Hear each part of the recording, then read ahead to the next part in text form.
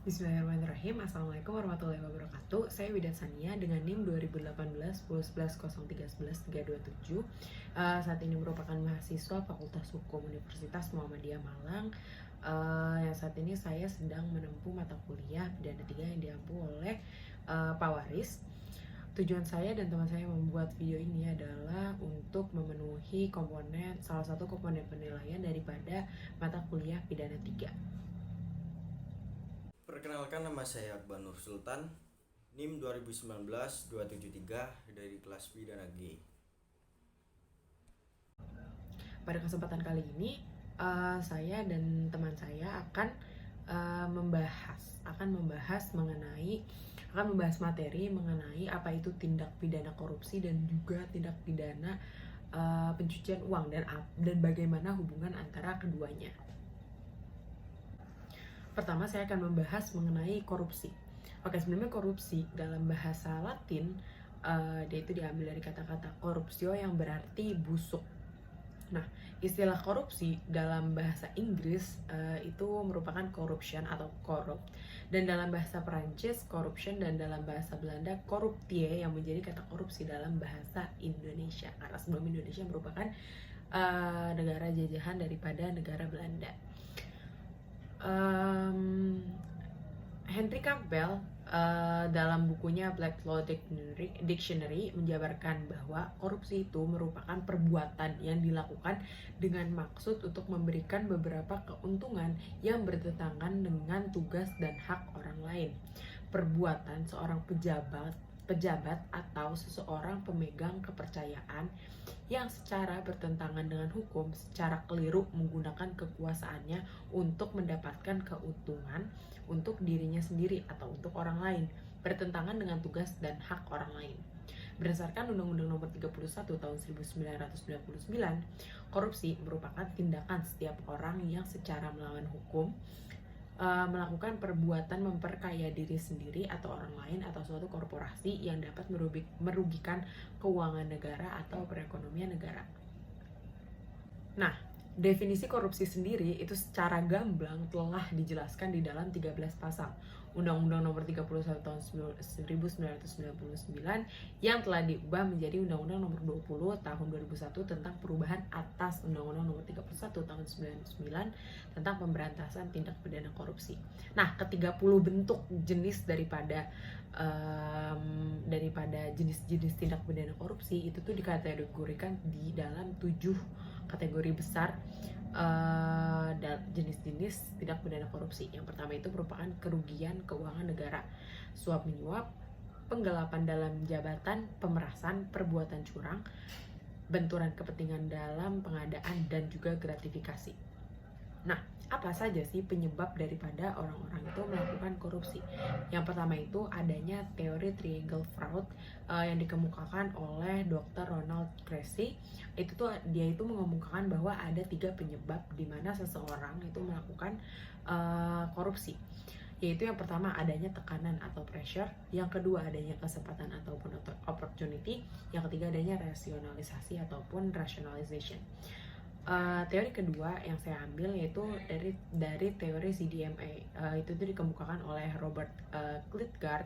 Beliau itu mengemukakan bahwa korupsi atau corruption yang terjadi karena adanya faktor kekuasaan atau directionary dan monopoli yang tidak dibarengi dengan akuntabilitas atau accountability.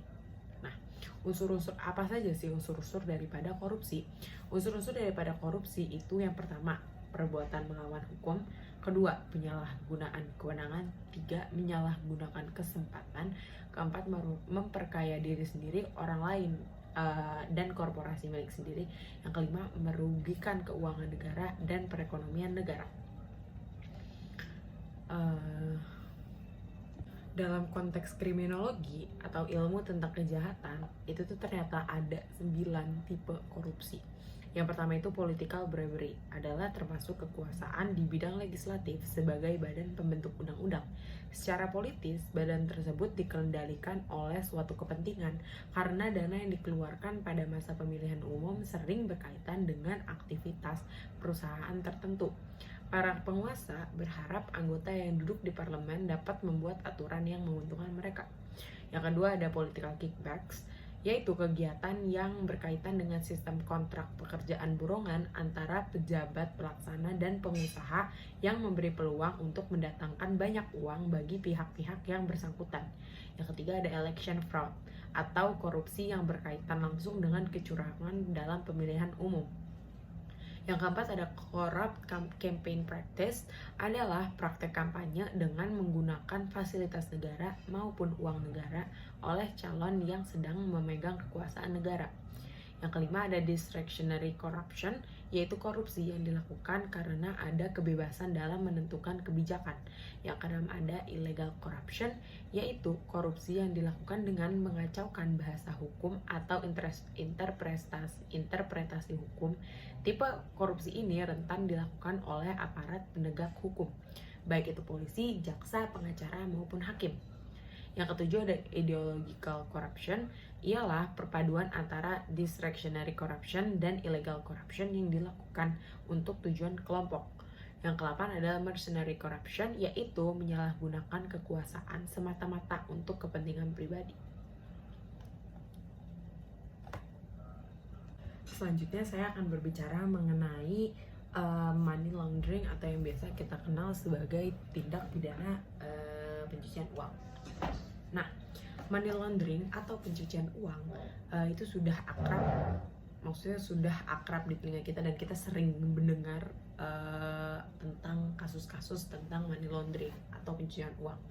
Nah, di Indonesia praktik ini sering dikaitkan dengan tindak pidana korupsi. Tujuan paling umum praktik kotor ini yaitu menyamarkan asal-usul uang seolah berasal dari aktivitas yang legal. Nah, bisa dikatakan pencucian uang ini bertujuan untuk memperkaya diri sendiri dengan berupaya untuk mengaburkan asal-usul uang atau aset yang didapatkan dari cara yang tidak wajar, aka korupsi atau ilegal. Nah, seperti korupsi, habis itu terorisme, perampokan, perdagangan manusia, narkoba, illegal fishing, dan sebagainya. Pokoknya segala bentuk uang yang didapatkan dengan cara ilegal. Nah, Johnny Emerson yang merupakan guru besar hukum bisnis Universitas Sriwijaya, dia mengatakan bahwa setidaknya ada 3 proses pencucian uang, yaitu penempatan atau placement, transfer atau layering, dan juga menggunakan harta kekayaan atau integration.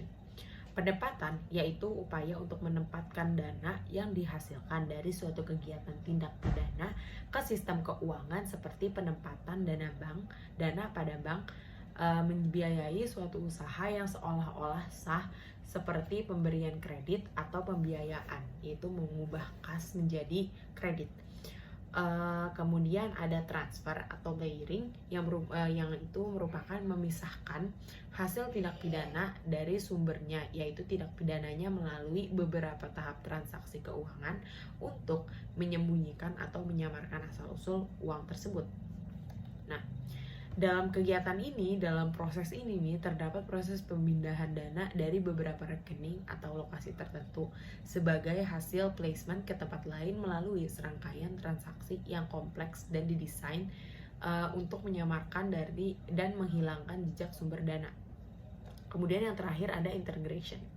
Integration atau menggunakan harta kekayaan yaitu upaya menggunakan harta kekayaan yang telah tampak sah baik untuk dinikmati langsung, diinvestasikan ke dalam berbagai bentuk kekayaan material maupun keuangan, dipergunakan untuk membiayai kegiatan bisnis yang sah ataupun untuk membiayai kembali kegiatan tindak pidana. Dalam melakukan pencucian uang, pelaku itu tidak terlalu mempertimbangkan hasil yang akan diperoleh dan besar biaya yang harus dikeluarkan, karena tujuan utama adalah untuk menyamarkan atau menghilangkan asal-usul sehingga hasil akhirnya dapat dinikmati atau dilakukan secara aman. Jadi pencucian uang itu tuh apa sih sebenarnya? Money laundering atau pencucian uang itu merupakan kegiatan yang dilakukan oleh perseorangan atau individual maupun korporasi ataupun ya seorang pelaku, itu tuh dilakukan, dia tuh melakukan agar harta yang dimilikinya, harta kekayaan yang dimiliki yang dihasilkan dari suatu kegiatan yang ilegal itu tuh susah untuk ditelusuri oleh aparat penegak hukum, sehingga dengan leluasa si pelaku tersebut bisa memanfaatkan ke harta kekayaan tersebut baik untuk kegiatan yang sah maupun tidak sah. Nah, mengenai tindak pidana pencucian uang ini tuh diatur dalam Undang-Undang Nomor 8 Tahun 2010 tentang pencegahan dan pemberantasan tindak pidana pencucian uang. Dalam undang-undang tersebut, praktik money laundering itu tuh dikenakan pidana yang cukup berat di Indonesia. Salah satunya setiap orang yang menempatkan, transfer, mengalihkan, membelanjakan, membayarkan, menghibahkan, menitipkan, membawa ke luar negeri, mengubah bentuk, menukarkan dengan mata uang atau surat berharga atau perbuatan lain atas harta kekayaan yang diketahuinya atau patut diduganya merupakan hasil tindak pidana dengan tujuan menyembunyikan atau menyamarkan asal-usul harta kekayaan, bisa dikenakan pidana penjara paling lama 20 tahun dan denda paling banyak 10 miliar. Itu terdapat dalam pasal 3 Undang-Undang Nomor 8 Tahun 2010 tentang TPPU. Mungkin itu saja dari saya. Selanjutnya mengenai hubungan daripada apa sih hubungan tindak pidana korupsi dan juga tindak pidana pencucian uang ini, itu akan disampaikan oleh teman saya. Di sini saya akan menjelaskan tentang hubungan tindak pidana pencucian uang dengan tindak pidana korupsi. Perbuatan tindak pidana korupsi merupakan pelanggaran terhadap hak-hak sosial dan hak-hak ekonomi masyarakat, sehingga dapat dikatakan tindak pidana korupsi itu tidak dapat lagi digolongkan sebagai kejahatan biasa, melainkan sebagai kejahatan yang luar biasa. Sehingga dalam upaya pemberantasannya tidak lagi dapat dilakukan secara biasa-biasa, tetapi dibutuhkan cara-cara yang sangat luar biasa. Selain mengambil hak-hak sosial dan ekonomi yang sudah pasti sangat merugikan masyarakat, aparat juga sangat disulitkan dalam hal melacak hasil korupsi tersebut, sebab seringkali dilakukan pencucian uang oleh para koruptor.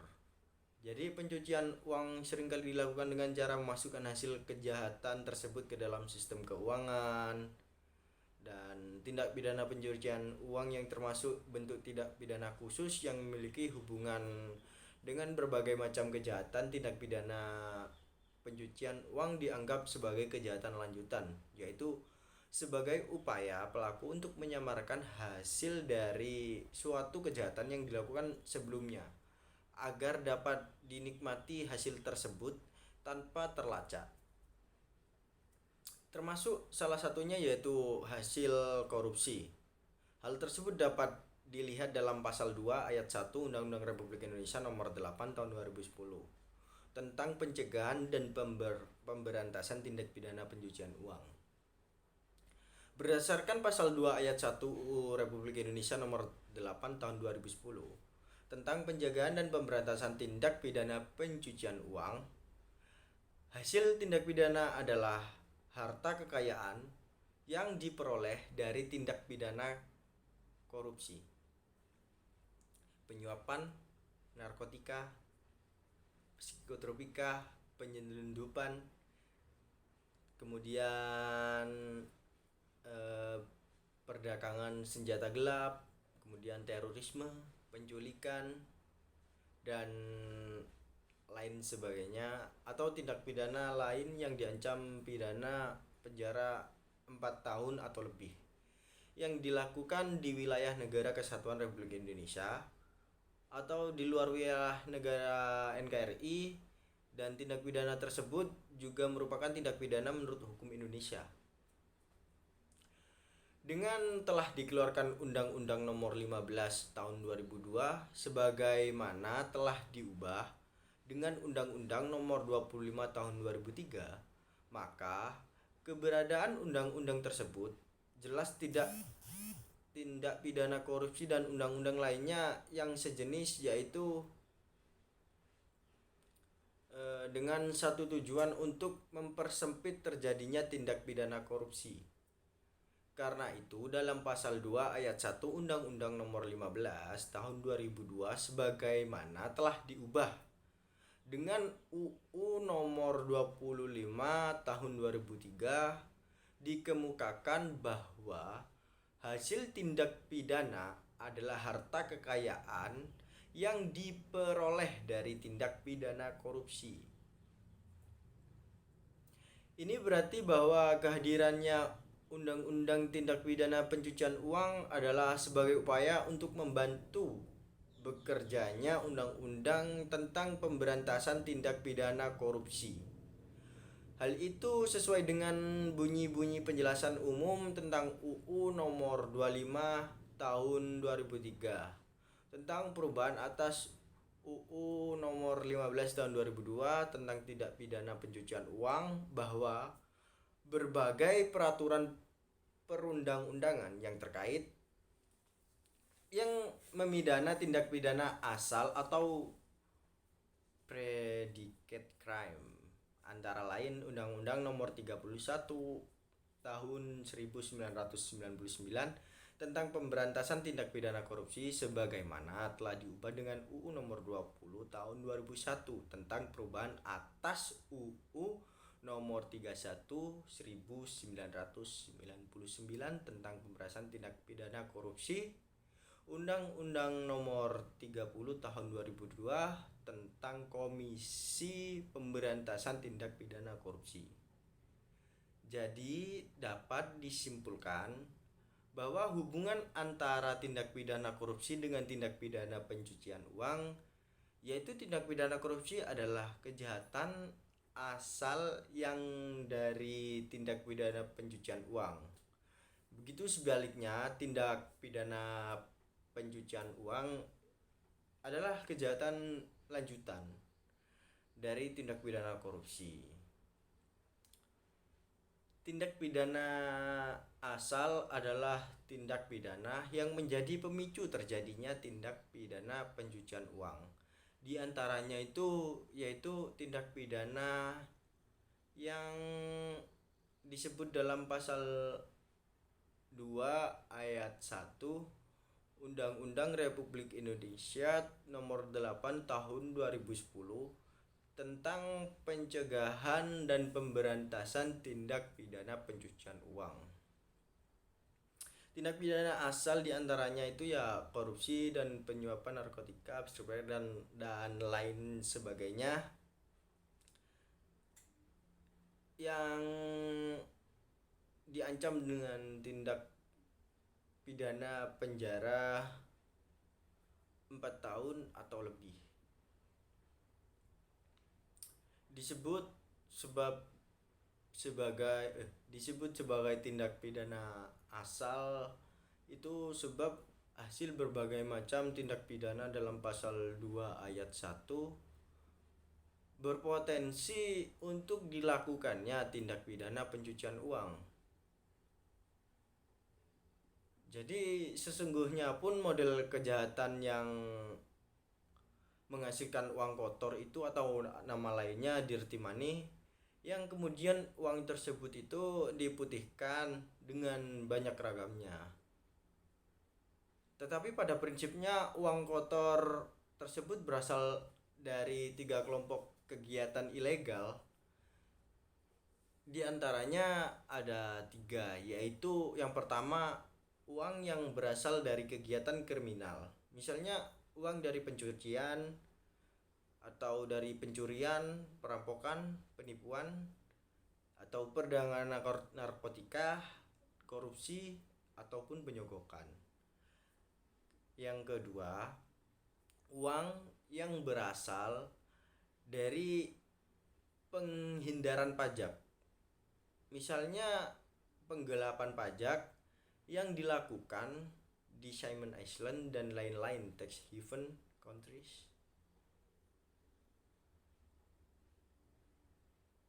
Yang ketiga itu uang yang berasal dari penyimpangan berbagai aturan. Misalnya uang hasil kegiatan penyimpangan di bidang ekspor impor seperti pemalsuan dokumen, kemudian pemalsuan volume barang, penyelundupan atau penggelapan bea cukai masuk atau pajak ekspor atau uang dari kegiatan penyimpangan di bidang perdagangan umum. Misalnya itu pemalsuan perhitungan harga, mutu, atau jumlah atau berat barang dan sebagainya. Alasan tindak pidana korupsi sebagai kejahatan asal dari tindak pidana pencucian uang itu, yang pertama, korupsi merupakan kejahatan yang bermotif ekonomi. Dan kemudian yang kedua, jumlah hasil korupsi yang sangat besar tidak memungkinkan dinikmati secara terang-benderang. Kemudian yang ketiga, pengembalian kerugian keuangan negara atau perekonomian negara akibat korupsi tidak menghapuskan dipidana pelaku tindak pidana. Sekian penjelasan dari saya. Jika ada kesalahan kata mohon dimaafkan. Wassalamualaikum warahmatullahi wabarakatuh.